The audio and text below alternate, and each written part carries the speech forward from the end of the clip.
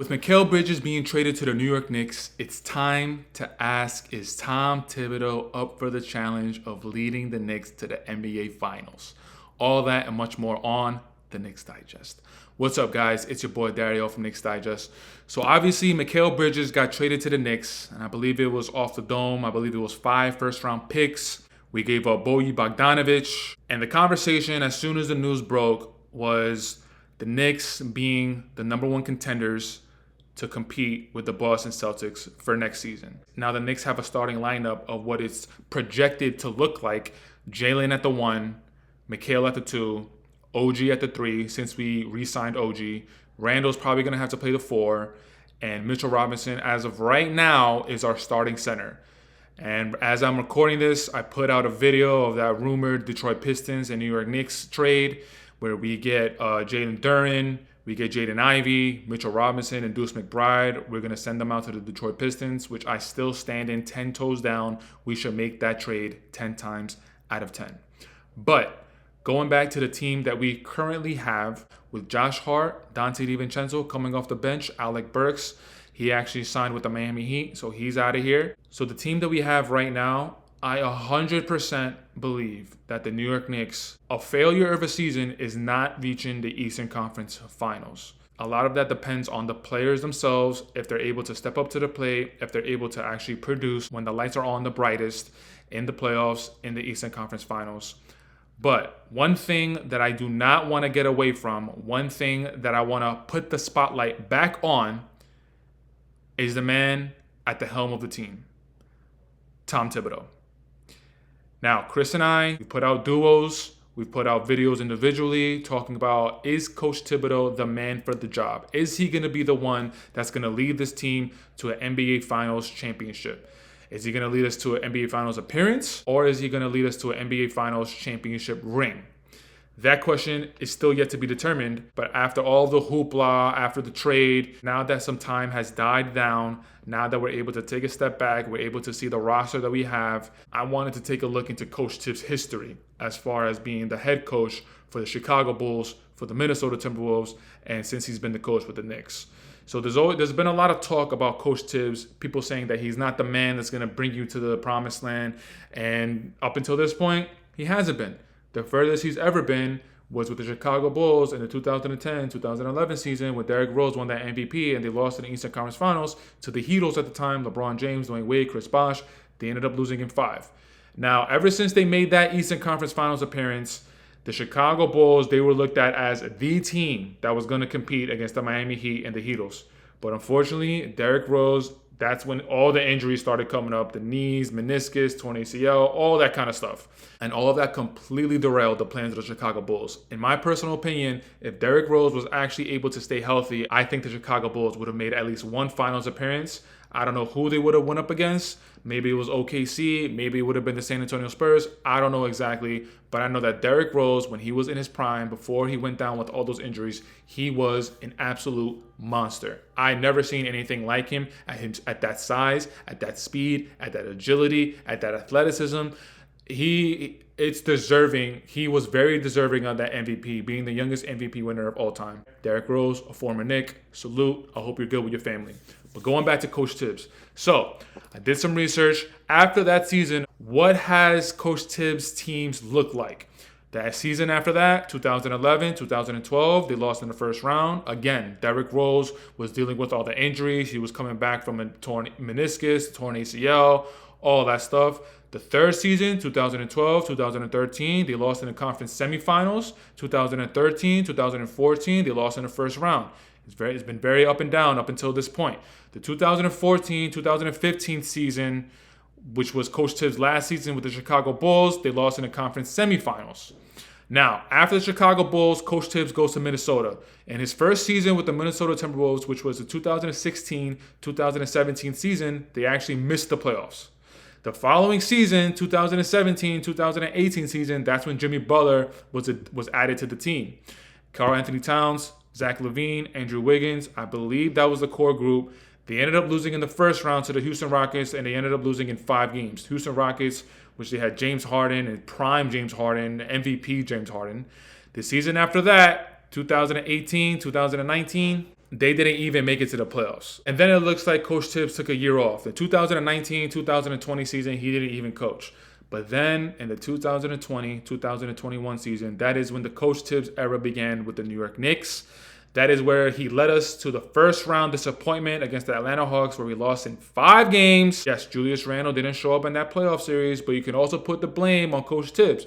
Coach Thibs, I feel like, didn't do a good enough job of adjusting to the game, of adjusting of how the defense was playing Julius Randle. Again, Julius Randle in that playoff series, going into that playoff series, he was our best player, obviously. But Julius Randle himself, he needed to see the way the defenses were playing him, and he needed to adjust to it himself, which it looks like he wasn't able to. But Coach Thibs, being the coach of the New York Knicks at that time, one of the things that I want to see from my coaches, I want to see how they adjust game to game. Game 1 of every playoff series is kind of a feel-out game. You see how the defenses are playing you. You're seeing how the offensive schemes are being drawn up, the defensive schemes. You're seeing which lineups are being put out there. You're seeing which players are coming from the bench to substitute in the game, when a certain player is in the game. All of that stuff comes into effect. And going back to that first round against the Atlanta Hawks and Coach Thibs' first season with the Knicks, I don't think Coach Thibs did a good enough job of adjusting to the game and helping put Julius Randle in the best position possible. The best player for the Knicks in that series was Derrick Rose, ironically. And Derrick Rose at that point, he was a certified NBA veteran, but he was still, I don't want to say recovering from all the injuries, but based off of all the injuries that he dealt with, the torn ACL, the torn meniscus, he wasn't the same Derrick Rose. He wasn't gonna be that MVP Derrick Rose flying up and down the rim, Euro step, dunking on Goran Dragic, which is still one of the craziest dunks I've ever seen by an NBA player of all time. But Derrick Rose being your best player in a playoff series at that stage of Derrick Rose's career, we were not going to do well. The season after that, and the 2021-2022 season, we actually missed the playoffs entirely. So the second season of Coach Thibs' tenure with the Knicks, we make it to the playoffs. We haven't been in the playoffs ever since the Melo days. So cool. Foundation, we're growing. We have a nice future. We have a nice ceiling. Let's see what the next season brings. We missed the playoffs entirely. And then on top of that, there was that weird Julius Randle relationship with the crowd, and he was giving the crowd thumbs down. Obviously, that's not on Coach Thibs. That's Julius Randle. And Julius Randle, ever since that moment, he's had a weird relationship with the New York Knicks fans. Chris, obviously, he loves Julius Randle. He's going to be a Julius Randle defender until he dies. Me, on the other hand, I'm not a huge Julius Randle fan. I like him as a player, and I have to give him his respect. Prior to this season, making an All-NBA team 2 out of the previous 3 seasons, you got to give respect to that. If it's first team, second team, third team, it doesn't matter.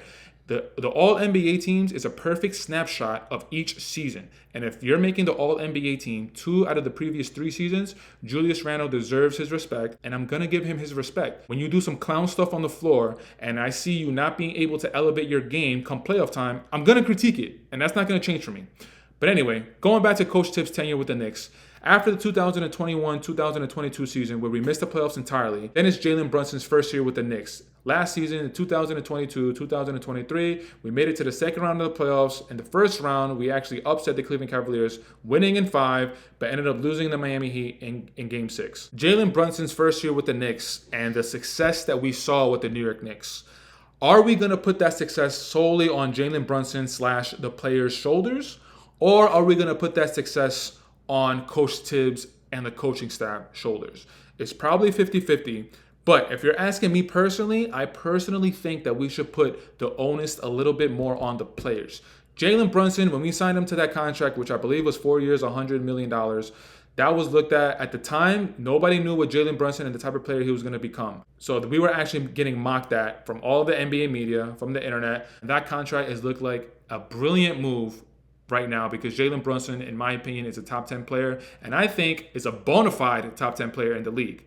But going back to Coach Thibs' tenure with the Knicks, 2022-2023 season, we lose in the second round to the Miami Heat in 6 games. So far, up until this point, 3 seasons with the New York Knicks, he's made the playoffs twice, and he missed the playoffs once. The first time he made it to the playoffs, we lost in the first round. The second time we made it to the playoffs, we lost in the second round. So not too shabby, not too bad. And now we're up to this past season that just happened. We lost in the second round. First round, we beat the Philadelphia 76ers in 6 games. There could be excuses being brought up about Joel Embiid not being healthy, but again, that's not our problem. Around the playoffs time, whether if it's knee, whether if it's a back, his hand, a bone in his face, that's not our problem. The New York Knicks, we just faced whoever we saw in front of us, and we took advantage of that. Now, we were able to get past the Philadelphia 76ers in 6 games, But of course, in the second round, like we all know, all New York Knicks fans, we all know that we were decimated and we were pretty much putting out skeletons out there on the court. Jalen Brunson ends up hurting his foot, and I believe in game 2. Josh Hart had an abdominal muscle strain in game 4 or something. Julius Randle, of course, goes out with that shoulder injury on, I believe, January 27th. Mitchell Robinson, I believe his last game of the season, of the playoffs, was maybe in game 5 or game 6 of the first round against the Philadelphia 76ers. Everything is a blur right now, so don't kill me in the comments if I'm not getting that right. OG Anunoby, I believe, blew out his hamstring in game 2 against the Indiana Pacers. So, like I said, we were pretty much playing with skeletons out there on the court. And everybody that was still playing, Josh Hart was still playing, but he was playing through injury. Jalen Brunson was playing through injury with his foot, but then he ended up breaking his hand in Game 7, I believe. And was that right before the first half or maybe early third quarter? And then he didn't end up playing for the rest of the game. So it's kind of hard to put that on Coach Thibs where we just didn't have the bodies available. If Coach Thibs had the bodies available, then it would have been a better evaluation to see if Coach Thibs is putting out the right offensive strategies, the right defensive schemes out there. So, I don't know, man. The question and the verdict is still out there. So far, up until this very moment of me recording this, it's been 4 seasons with Coach Thibs. The first season, we lost in the first round. Second season, no playoffs. Third season, Jalen Brunson's first season with the New York Knicks, we go to the second round, we lose in 6 to the Miami Heat. This past season, we go to the second round, and we lose in 7 to the Indiana Pacers. But again, there's a little bit of an asterisk there because the skeletons and the amount of bodies that we had available to us. So, up until this moment, as far as the progression of the Knicks organization, 100% positive. We haven't seen this amount of consistent success, and success to me is actually making the playoffs. We haven't seen this amount of consistent success since the Patrick Ewing Knicks days. Carmelo Anthony, in his tenure with the Knicks, I believe we made the playoffs 3 times, and only 1 out of those 3 times we actually made it past the first round, going up against Boston, going up against the Heatles. And realistically, Carmelo Anthony being your best player on the team, I never thought that he was going to be a player that was going to be able to lead you to an NBA Finals appearance or even a deep playoff run because Carmelo Anthony was so one-dimensional, literally being able to put the ball in the bucket. And again, that's no shade to Melo. Melo's one of my favorite players of all time. And as far as offensively alone, being able to put the ball in the bucket, the footwork, the mid-range, the post-up, the off the dribble, Melo is super underrated and he doesn't get the amount of respect that he deserves. I mean, he's a top 10 NBA scorer of all time. That alone should tell you something. But when your game is so one-dimensional and you only know how to do one thing, when was the last time we had a conversation about Carmelo Anthony being a good defensive player? Let me think. Oh yeah, never. So the Carmelo Anthony tenure with the Knicks is a little controversial. It's a little weird because you could say that half of it, Carmelo Anthony just didn't really show up like he needed to. And then the other half, it was Phil Jackson and he completely just obliterated any chance of us having an opportunity being competitive in the league. But yeah, Carmelo Anthony's tenure with the Knicks, there was no consistency there. It's like I said, it's not until we go back to the 90s where Patrick Ewing was our best player and we made it to the playoffs year after year. We made it to the first round, second round, Eastern Conference Finals, going to the finals. So going back to Coach Thibs, this is the best sample size that we've had for a coach being the leader of a team since the 90s and the Patrick Ewing days. But now with the trade that we just made for Mikal Bridges, now having OG Anunoby, which we re-signed, now having Mikal Bridges, now we have 2 of the top, 5 perimeter defenders in the league. Now we have Julius Randle, who I said earlier in the video, prior to this past season that just happened, he made the All-NBA team 2 out of the last 3 seasons. Jalen Brunson, who is a top 10 player, which I think the general consensus, I think it's safe to say he's a top 10 player. Me personally, I don't know if I could say he's bona fide. I don't know if all the NBA media would say that he's a bona fide top 10 player, but I think most of them will say he's a top 10 player. So we have Jalen Brunson, who's a top 10 player, who's been able to change the organization, who's been able to garner the respect of that contract, of the type of player that he is, who made the All-NBA team this past season. All of these different factors we have to put into play. Because Coach Thibs, you have all of these pieces around you, and the only excuse that you can have for yourself, the only excuse you can have is health. If Julius Randle goes out again, hopefully he doesn't have another injury. Hopefully Mitchell Robinson is able to play more than 30 games next season. Hopefully Jalen Brunson is able to stay healthy throughout the playoff run. Josh Hart, OG Anunoby as well. If all of our players are healthy, I think we need to at least reach the Eastern Conference Finals. At least. And we cannot get swept in the Eastern Conference Finals. We cannot lose in 5 games in the Eastern Conference Finals. I think at minimum, we need to have at least a 6-game competitive series against the Boston Celtics. And the reason why I'm just penciling in the Boston Celtics for our Eastern Conference Finals matchup is because the other teams in the East, I'm still not confident in the Philadelphia 76ers. Miami Heat, you always got to respect them, but Jimmy Butler being on the backside of his career, I'm not sure if he's the type of player that can lead him to an NBA Finals run like he did 2 times out of the last 4 seasons. I'm not sure if Jimmy Butler is that guy anymore. Miami Heat, you always got to respect them. You always got to keep your eye on them. Milwaukee Bucks, Giannis and Dame, I don't know, man. That pairing seems very suspect. I'm not sure if they're going to be able to last. Maybe Orlando, we got to keep our eye on. Paolo Banchero making to the playoffs in the second season, also making an All-Star game in the second season. And they recently picked up KCP, Kentavious Caldwell-Pope, who is I think a super duper underrated signing for the Orlando Magic. The one thing that they needed this season, they needed somebody to be in the lineup to be able to consistently hit 3-pointers and just alleviate the pressure off of Paolo Banchero. And KCP, which brings me to Denver Nuggets real quick. Denver Nuggets, I don't know what the hell you guys are doing. You guys have lost Bruce Brown. You guys have lost Jeff Green. You guys have lost KCP. 3 essential key elements in your championship run. And now you guys didn't even keep one. You guys are depending on Christian Brown. You guys are depending on, I forgot his first name, but his last name is Najee, I believe, who is a super nice young and up-and-coming player, athletic. I like his size. I like the way he plays. But there's not a lot of experience that he's going to be able to go off of. So Denver Nuggets, I don't know what's going on. There's that rumor that Jokic went to the front office and was kind of telling them to somehow get Russell Westbrook, which I don't know what the hell that looks like. That is just, it's kind of like when you're looking at something and you have no idea what you're looking at.